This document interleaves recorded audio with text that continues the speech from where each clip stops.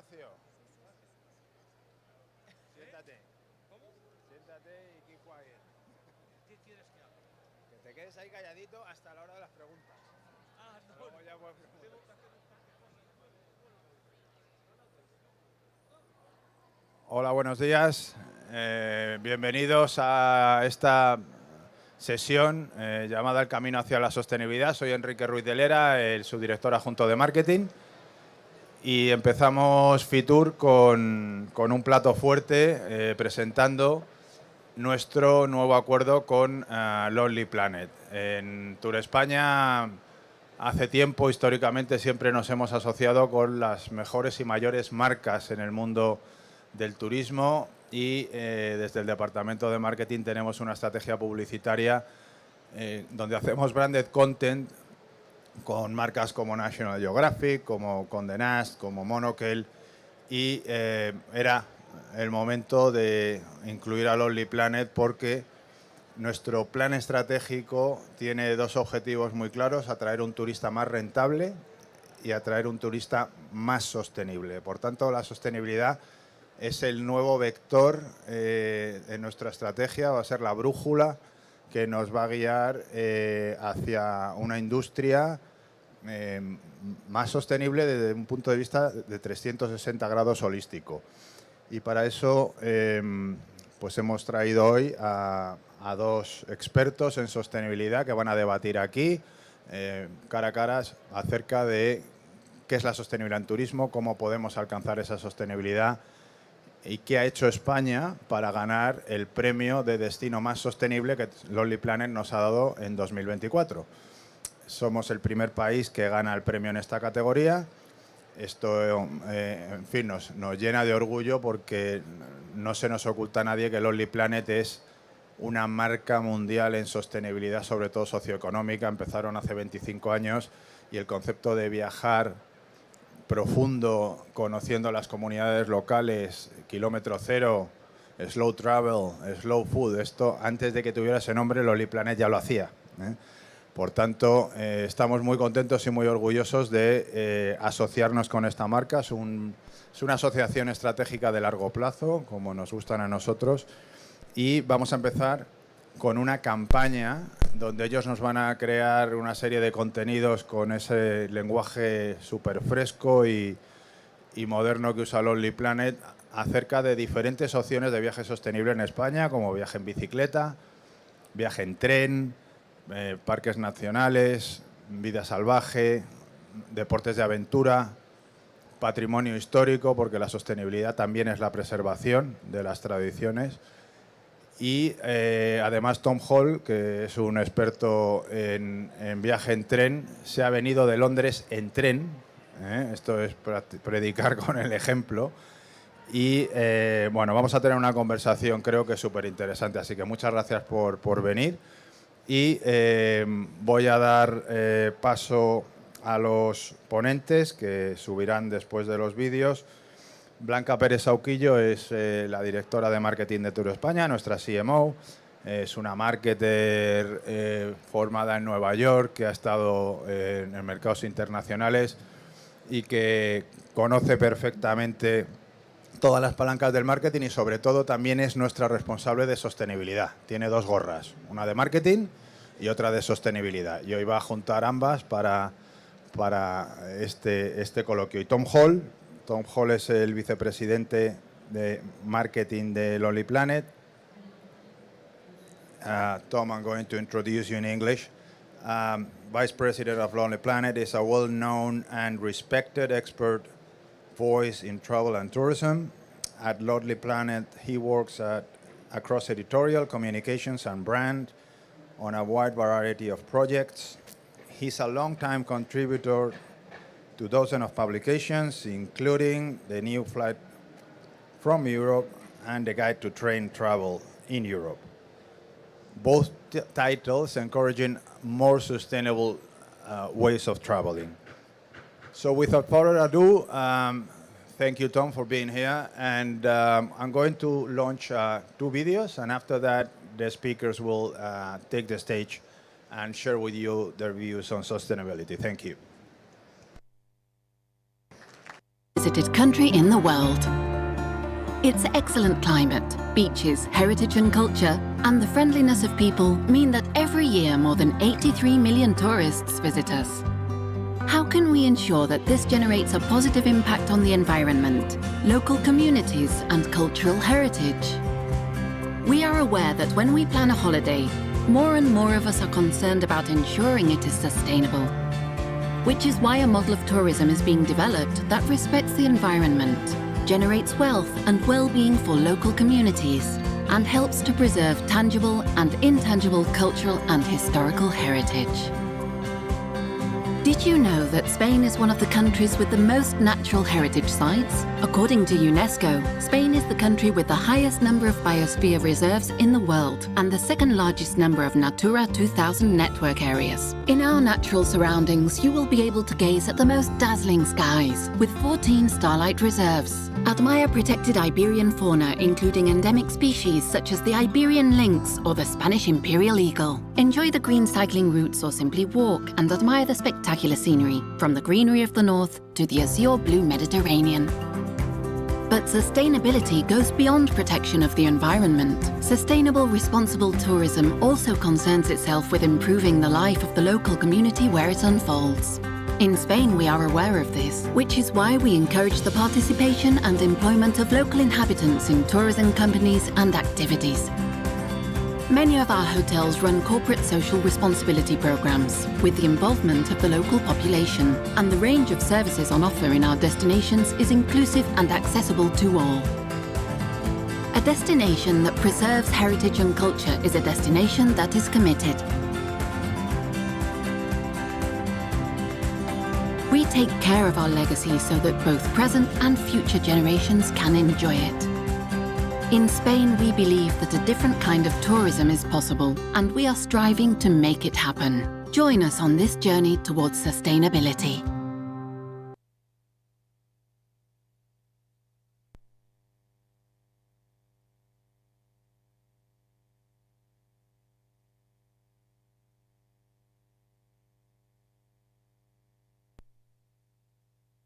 Why do we travel? Humans are on a voyage of discovery. And each time we travel, we leave tracks so others can follow and take the next step. This is heaven. For 50 years, Lonely Planet has laid a path. We've visited more than 21,000 destinations and printed more than 150 million guides. We've built a global network of diverse local voices, connected millions on our award-winning social networks, and forged lasting partnerships to elevate destinations and brands. We've told the world's most compelling stories, And these are the superstars. designed to get travelers to the source This is magic. It's like, wow. and empower them to take the next step. Oh my God, we're really doing this. Now, with you as our guide, we're taking the next step too. A new era of Lonely Planet is beginning, one more committed than ever to real local voices, These are the sounds of my city. with decades of experience built into cutting-edge tools, an era focused on how you travel and why. So continue the journey with us, and we'll see you out there. Lonely Planet, adventures that move you since 1973. Spain is the second. Where do you want to go? Thanks.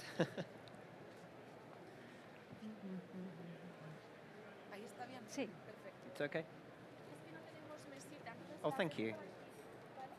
Muy bien. Muchísimas gracias a todos. Es un lujo poder estrenar este panel. Y bueno, tenemos a nuestro invitado que habla inglés. En Turespaña entendemos que todo el mundo aquí en la audiencia lo hace, así que a partir de ahora la conversación será en inglés. Hi, Tom. Hello. Welcome to Madrid. Welcome to Spain, and welcome to our humble house here, Turespaña. After this long journey you took from London by train to Madrid. Okay, we don't have a lot of time, so I'm going to stick directly to the point. I have some statistics here, some figures, such as the Future Market Insights study that says that this year we will have, and the following years, an increase in sustainable tourism of more than 33%. We have another researches, such as YouGov, which says that 53 of travelers are actively looking for more sustainable options when it comes to travel.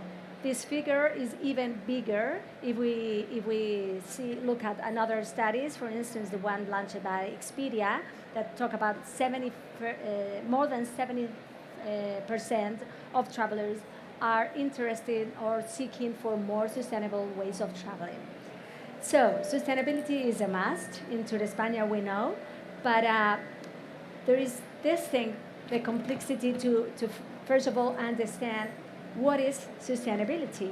And probably if I ask the room, each one of us will have our own knowledge about what is sustainability. So this is my first question to you, Tom. What is sustainability for Lonely Planet? Well, firstly, thank you for the welcome. Apologies that I'm unable to address you in Spanish. That is my stretch goal for 2024, to become much better at speaking Spanish. And one aspect of sustainable travel, I'll come on to a broader definition, but one aspect of it is encouraging people to visit places at times when they would not necessarily have traditionally done so. And I would say that Madrid is doing an excellent job of marketing itself in that way this week. January, beautiful weather, seems like the perfect antidote from being in grey old London or cold New York, like my colleagues as well. So we're very grateful for that. I think when we think about sustainability, sustainable travel at Lonely Planet, in one sense, it is a very old story. We are a 50-year-old brand who, for pretty much all of that time, has been promoting a way of travel that is aimed at putting money directly into the hands of host communities, and in doing so really fulfilling one of the stated definitions of sustainable travel of having a social benefit. In others, I think it's very important to try and find a definition which is in line with some of the UNWTO positions or other organisations' positions on it. And in that, we would think of sustainable travel as being a form of travel that is permissive, so the traveller goes if they feel that they're welcome and that their visit can take place in a way that is as low impact as possible. I think at the same time we do concede that every visit, every journey has an impact of some kind. The challenge for us, and I think the challenge for all destinations, particularly one that has, was it 83 million people coming in a year, amazing number. 84 this 84, 84, is making those visits as low impact as possible and having the largest possible benefit. And I think the last thing that I'd say is, while the roots of sustainable travel are very much in environmental impact and looking at that very hard, minimizing that, bringing the traveller's awareness to as sophisticated a level as you can. Sustainable travel is impossible to remove from the social impact, the community impact that it has. And I think that is an area where everybody is continuing to increase and enhance their understanding. We're at a certain point in our journey when it comes to sustainability, how we understand our audience's needs, and the information that we give them. We're also at a point in looking at ourselves and indeed how we conduct our business to make sure that we are operating in a sustainable fashion as possible. That is a constant journey, and I think that's the last thing that I'd say about this topic is, if we come back in 1 year's time, 5 years' time, 10 years' time, we will, I'm sure, be able to talk about huge progress in this area, but it doesn't mean that we reach the end of a road on it. So that would be my starting point on that. Yeah, I think for TURESPAñA we have a very similar perspective. We think of sustainable travel not as a journey, as you said. We are we are learning. We want to enlarge the concept of sustainability because it's the first thing when you think about sustainability, you think about environmental sustainability, which of course we are taking care of, but the social perspective of sustainability, meaning that we are responsible to bring wellness and prosperity to those local communities where travel develops. It's very, very important for us as well. And well, of course, that is one of the reasons of this partnership is that we share the same vision. But I'm curious about, and we were really surprised, I have to confess, when we received your call telling that Spain was awarded with more sustainable country for 2024. It's the first time that Lonely Planet launched this award.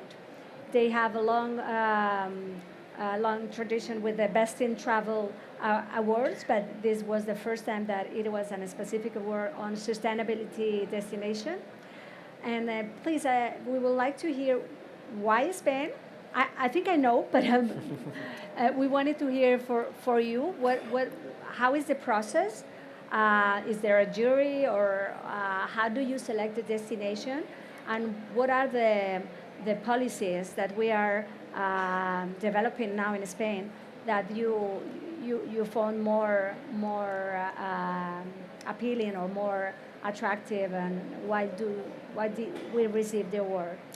Well, let me first explain that Best in Travel is Lonely Planet's annual list of the best destinations, journeys and experiences for the coming year. We have, for I think around about 15 years, recommended a best country, a best city and a best region. Last year, we decided that we wanted to also talk about destinations around the world that we felt were really appealing to travellers looking for sustainable options. The process by which we choose is a completely independent process. I like to think of it as Lonely Planet's take on artificial intelligence. So it's kind of real intelligence, because we ask all of our contributors, the people who are out researching for Lonely Planet, and also the people who work for us, who are hugely passionate about travel and very well travelled, to make suggestions for each of these categories. We end up with a very long list. That list is then sent out to a panel of experts who don't have any connection to Lonely Planet, and we ask them to vote on the choices. These rankings form our final list. I was really pleased, actually, and to see that Spain was not only on the list of sustainable travel destinations, but at the top of that list, partly because it was my suggestion in the first place, but partly because I think it was really important when we were trying to define, actually quite a difficult thing to do, to say these are the most sustainable destinations in the world, to be able to put somewhere that had so many visitors coming in, was in some ways a mass market destination, but also one with such a varied offering. So I felt that Spain worked in a lot of ways for that, and I was very pleased the panel agreed with me. I'll read to you what we actually said. It's just a short entry. One of the globe's most popular destinations, sun-washed Spain, is making enormous strides in boosting off-season travel to spread visitors across the year and to encourage travel to more overlooked destinations. We then talk about new cycle paths, electric buses and train routes, offering flight-free ways to see the country, creative small-scale hotels, revitalising the country's rural areas, and making a greener form of travel a breeze. So I think we've got 8 different reasons in there, which is quite a lot. Behind that, some of the things that we didn't find room to fit specifically into the entry, but I know were very important to us, were that Spain takes a very holistic approach to sustainability, thinking about experiences, lodgings, transportation, food, distribution, seasonality. This is very much in keeping with Lonely Planet's approach of providing advice, guidance and coverage at both a very broad high level, so planning and inspiration, and then at a very specific level. So when someone opens a Lonely Planet guide or some of the other titles that we produce to give very specific advice, they're seeing in each individual entry. For example, when we talk about aparadores, just what it is that makes it special, what it is that the traveller should look for, and how this can add up to it, having as sustainable an experience as possible. So I think it's a evidence of that really good match that we're talking about here. Yeah, that for sure. It's so so pleasant to see how you work. I've been working for TURESPAñA for more than 20 years now, and since I arrived, maybe our strategy remained the same. And you mentioned some of the challenge that we want to we were there 20 years ago and still are, but we are improving, which is seasonality. We are making all the efforts, and in fact we are succeeding on bringing more people off peak season. We want also to diversify the interest, the motivation, and the destination where the international travel comes. Not only we are famous on vacational tourism, meaning sand and beach, but of course we have many other things to offer, and more we see how inland Spain and rural areas that you mentioned also are seeing an increase on international visitors. And then we want to diversify where these people come from. Our main markets are in Europe, but more and more we've seen how people from the States, for instance, or Latin America. This year, 2003, we've seen a boost on Latin American travelers coming from Mexico, from Colombia, and we'll see this year, hopefully, how we are receiving more and more visitors from Asia. So it is very satisfying seeing how your efforts are recognized by. But I don't want to just to say the things we are doing good. I think also there is room for improvement, and having an expert here, I think it's fair to ask, what do you think are the challenges that Spain is still confronting, and how is the best way to try and to solve them, which will be still the main pain points that we have in Spain, talking about sustainability, on your view? I think that the challenge generally is to take some of these activities which can feel like possibly they are dotted here, both in terms of thinking about geographic distribution of some of these experiences. Okay, I would love to do a e-driving tour through the Basque Country, visiting all of the incredible restaurants and produce makers that I've heard about. I would love to do that. How does that join up with the rest of my experiences? So there is a geographic challenge, but I think there is also a challenge to say, okay, I understand that, food is one way into this. I understand that possibly hiking is another way into this. I understand that the way that I move myself around the country, learning more about Spain's fantastic rail network is another way into this. I think the question is, how do you bring all of that together into an experience for international visitors coming in who probably have in their mind a highlights package of Spain that they want to take. So there's an element of how you might combine all of that. Mm-hmm. I think there's also a challenge of looking at how there is some of the media coverage on and around tourism and sustainable tourism, and finding the right path for marketing messages through that give the right information and context, while also understanding that travelers still have some of the priorities that they have done in the past. They're still conscious about how much money they spend. They want to use their time in the best possible way. As I said, there are some things they simply have to do while they're here, and they're not sure about their itineraries and how best they can use their time. I think all of those things are are very important. That said, it feels to me that the challenge with this is it is moving very fast.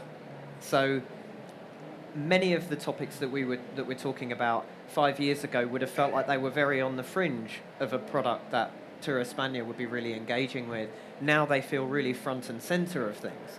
I think also looking 5 years ahead and saying, okay, the cycleways that are going to be bringing lots of people into these rural areas, what does that mean for the needs of those areas, the needs of visitors and the needs of locals? Can we look a little bit further forward into the future? I suppose what I'm saying is there are a lot of challenges in planning for today, but also in thinking about tomorrow and where all of that goes. We're thinking the same at Lonely Planet, because it takes us 1 year to make a book. So if I sit here now and I say, okay, we want to do a book about incredible hikes that you can take in Spain, right? We can do that, but we need somebody out on the road, we need to come back, we need to draw some maps, we need to produce the text, we need to send it to the printer, and it needs to get sent out across us, pretty much 1 year. As we've seen over the past 4 years, a lot can change in 1 year. And so keeping it at pace with all of that, I think is, it's a great challenge, it's an interesting challenge, because it shows how quickly the world of travel and tourism is moving. But I think it also means that we need to not just look within us, we need to look outside as well. Yeah, for those that don't know, in Spain, we have like the tourism policies are designed on the regions. We have like 17 different regions. We, as a central government, we only have the international promotions, but so in terms of developing a more cohesioned tourism offer, it's super difficult. It's a challenge. We had the opportunity to try and to improve this cohesion through the Next Generation funds that we have received from the European Union. In fact, we have developed a program, a specific aim to build these cross-region tourism experiences. We have a panel, I don't know if it is today or tomorrow, like bringing the most successful experiences financed by this fund. So we are super aware that is something that we have to work better. It's completely different the way, as you mentioned, that electric car is developed, for instance, in the Basque Country, which, by the way, I wanted also to announce here that it's one of the best regions to visit in 2024, according to Lonely Planet. So we were doubly awarded by Lonely Planet as a country, and also the Basque Country as a region. And the second thing you mentioned about communication, about the way, how difficult, and I think that this is a challenge not just for Spain, but for every destination and company in general.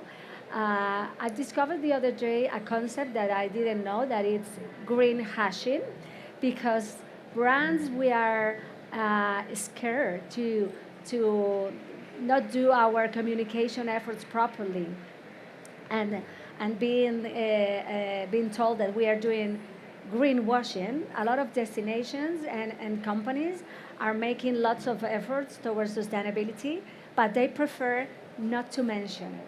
They prefer just, okay, this is something that I'm doing, but I'm not communicating it. How do you think we can find the right balance, not to communicate in a greenwashing way, but neither to hide all the efforts that I think in Spain, companies are doing an excellent job, meaning hoteliers, hotels, airlines, travel agencies, but some of them are afraid to communicate and to tell what they are doing. On the other hand, the consumer is more needs more and more, and it's more demanding on that kind of information because they want to do better choices and they are more conscious. So, how do you think, or where do you think is the balance, or do Yeah. you have any tip on how to communicate sustainability in a transparent and honest way? Yes, I suppose I have an opinion, and it's partly informed by how we work at Lonely Planet, which is I would speak directly to the traveller. I would appeal directly to the traveller with the information about the things that are being done, and at the end of the day, they are the customer, and you allow them to make their mind up about it. We have the same situation at Lonely Planet in that we could never say anything about ourselves because at the end of the day we are a global brand, and in a lot of cases, I don't know what the percentage is, we put people on aeroplanes to get wherever they're going in the world. There are people who would feel that what we are doing has a negative impact and that's it. Well, that would mean that you are never bringing to light the wonderful experiences for visitors around the world. You are helping at a very, sorry to use the word, existential level, tourism to be an industry that grows and thrives rather than other industries that we know are far more environmentally and socially damaging. And you can see that all over the world. So a very basic level, I strongly feel it's the reason that I work in travel, it's the reason that I love working for Lonely Planet. I feel that we are contributing to something which is a good thing. Travel and tourism is a good thing. We are all here helping to make it a better thing, great, but our audience in that ultimately is the consumer who we want to come here and have these wonderful experiences. So in some ways it's fairly simple. I think the tactics within that strategy are quite complex because they very quickly go down to, okay, if you're using email, how are you doing that? Maybe people will consume more information on an email than they might do in a social post. If you're doing something on social media, what channel? How are you doing that? Is that through video? Is that through an image? Is that through an Instagram reel or something like that? Each specific answer on that requires the expertise of the people who are specialists in those areas. But I think broadly, as long as you are thinking, okay, we're doing this for travellers, therefore I'm going to talk to them and I'm going to make sure the information is available to them, then you're definitely on the right track with it. And talking about consumers, we would love to hear more about how is your audience, how will you define, or let's try to work here in a profile of the sustainable traveler, conscious traveler. How do you call them, or what are the main characteristics? Well, the first thing to say would be that I'm pretty sure that Lonely Planet has a group of travellers who feel passionate about it, who also feel as passionate about sustainable travel as any other group would. Within that, what we see is that particularly younger audiences, our Gen Z audiences, they're the ones who are most likely to have high expectations and want lots of information. So to be able to satisfy themselves with the decisions that they're making and to hold us accountable if they feel that we haven't met any of those things. I also think, though, that what we notice is the expectation broadly for more content around sustainable travel. We can't satisfy that demand quickly enough. So we started maybe 7 or 8 years ago with books about epic hikes and great bike rides of the world, which was a sort of soft way into this topic. Then we followed that up with train rides, and we thought, is there an appetite for specific information about sustainable travel handbook? Yes. So all of this was yes, all of those things. How does that translate online? We cover this topic very, very extensively through our online articles and our social media posts, and they are I think of our top 50 performing pieces of content in the past year, round about 35 of them were on this topic. So we see that audience being very clear. That's probably the best answer that we have at the moment. I mean, it's safe to say that we're thinking very hard when we do something like completely revamp our guidebooks or revamp the destination pages on our website, which we're in the process of doing at the moment. We just want to dial this information up as much as possible because we can see there's a very strong preference for it. And have you seen any behavioral changes after the pandemic? Because there are some data that says that after the pandemic, where people start seeking for more open space areas, natural parks, and where more and more the awareness about sustainability increase in the traveler in general. Have you seen any change after the pandemic on your audiences? Most definitely. I mean, I think that there were things that emerged from the pandemic when it came to travel and tourism that weren't necessarily new things, but the pandemic was an accelerator for them. And I think particularly awareness of sustainable travel, issues around it, and a desire to engage in a form of travel that was more environmentally and socially conscious, 100%. The proof point I would give you is twofold. The first is the sustainable listing Best in Travel being something that not only was hugely welcomed by our audience, but we also had lots of destinations contact us and say, look, we know how important this is for our travelers. How can we get into it? How can we talk to you about it?